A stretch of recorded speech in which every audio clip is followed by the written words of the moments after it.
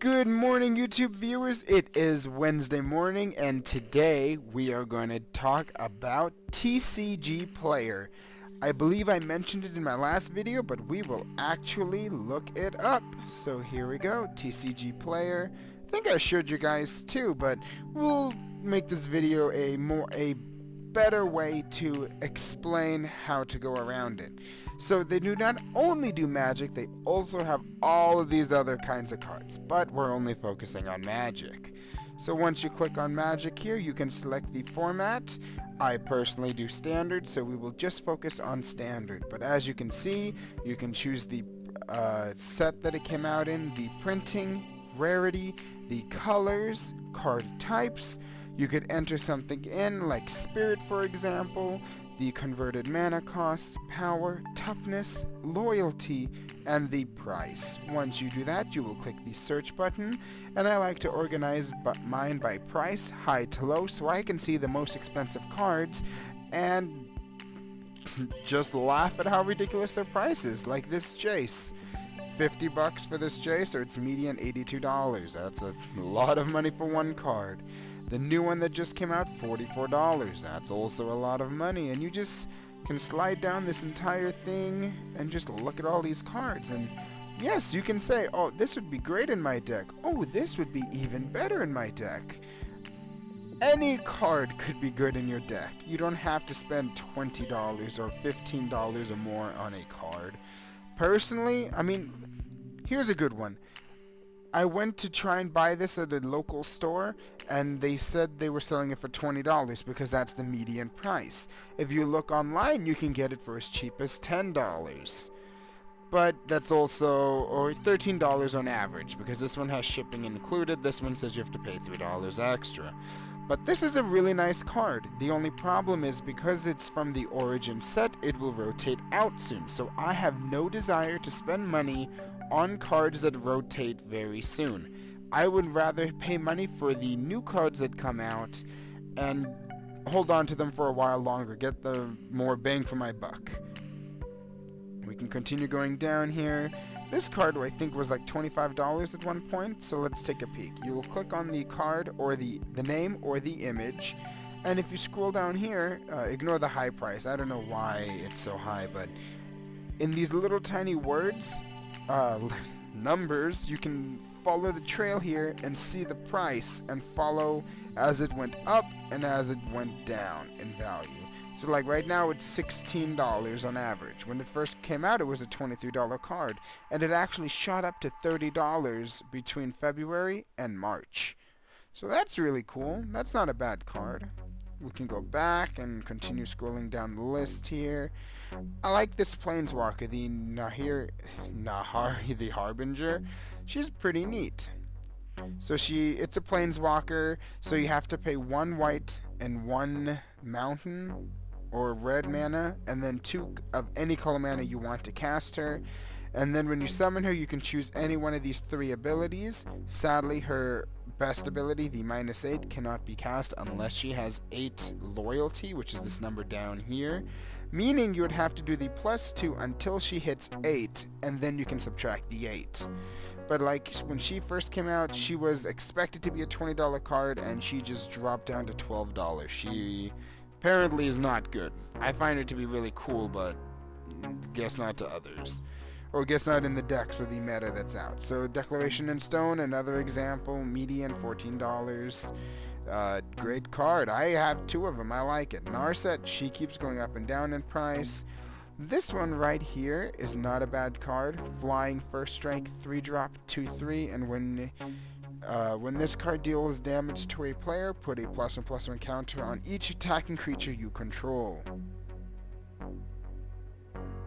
That is just phenomenal.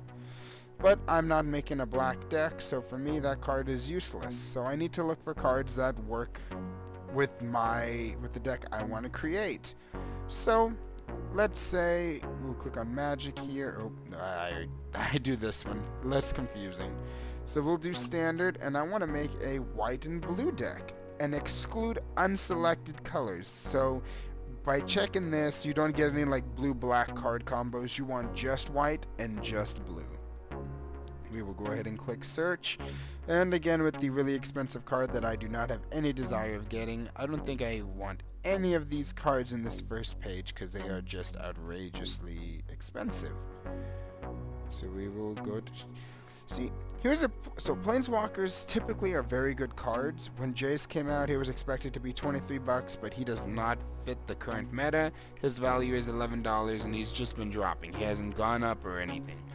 I mean, he has his, so you bring him out on turn 5 if you don't have any mana ramp, and then you activate his +1 ability, scry 1, then draw a card. Or -2, return target creature to its owner's hand. That's a nice removal. And then the -8, you get an emblem with, whenever an opponent casts his or her first spell each turn, counter that spell. That is a phenomenal ability, but I think the only way someone could make this Jace card actually work would be if you had mana ramp and you brought this card out turn, let's see, it comes out turn 5. If you brought this card out maybe turn 3 and then you use this +1 ability, I think that would be by like turn 5 or 6 he could do the -8, and that would be really good. But other than that, that Planeswalker just is not that great. Thing in the Ice is actually a really good card. So it's a defender. I mean, oh, by the way, this is the foil price right here too. So you can see if you wanted to have this card in foil, it's a $27 card. So literally, I mean, the median's $27. So you can sell it for 20 and actually get away with it. But if you get a foil of this, or if you get any card that's $15 or more, I would just say sell it. There's no reason to hold on to cards that are worth that much money, because you can just make your money back. I just see it so much better that way. But it has a flip side, and it has this neat ability where it loses so it starts with 4 counters on it, and when you cast an instant or sorcery spell, you remove a counter. After all 4 counters, after your 4th spell, it'll flip into a 7/8 creature, and it'll return all non-horror creatures to their owner's hands, meaning I'm going to smack you in the face for 7. In a fast-paced instant sorcery deck, this card could actually flip over, I should say. If it was one of my fast-paced decks, I would say turn 4 or turn 5. I could flip this guy over, probably give it a Titan Strength, and hit you for 10 damage with a Scry 1. So there's lots of possibilities. I just am not going to be paying $10 for a card. If I find it under 10 bucks, sure, I'll most likely be paying for 3 copies. I already have 1. It's a great card, so we'll just have to see. I mean, it's a great website. I recommend, if you want to just see the prices of cards for Magic or anything else, just go to tcgplayer.com. It is a really great website. And that sums up the video for Wednesday. We learned about the TCG player. We now have the basic skills on searching card prices. You can look it up on your phone if you're doing a trade with someone, and this way everyone wins in the trade. Thanks for coming to my channel, you guys. If you liked this video, hit the like button, comment if you have any questions or you want to talk to me. And yeah, next week I will actually go in depth and explain when you can cast instants, sorceries, enchantments, artifacts, and creatures. And then we'll start from there, and we'll start this Magic the Gathering going. We will get into really crazy things that cards can do. And remember, I only do Standard. I have no desire to learn anything other than Standard. Having a format that keeps rotating forward and losing things and gaining new things, I tend to enjoy. I might start dabbling into Modern, but that's another story. But thank you again, you guys, and have a wonderful day.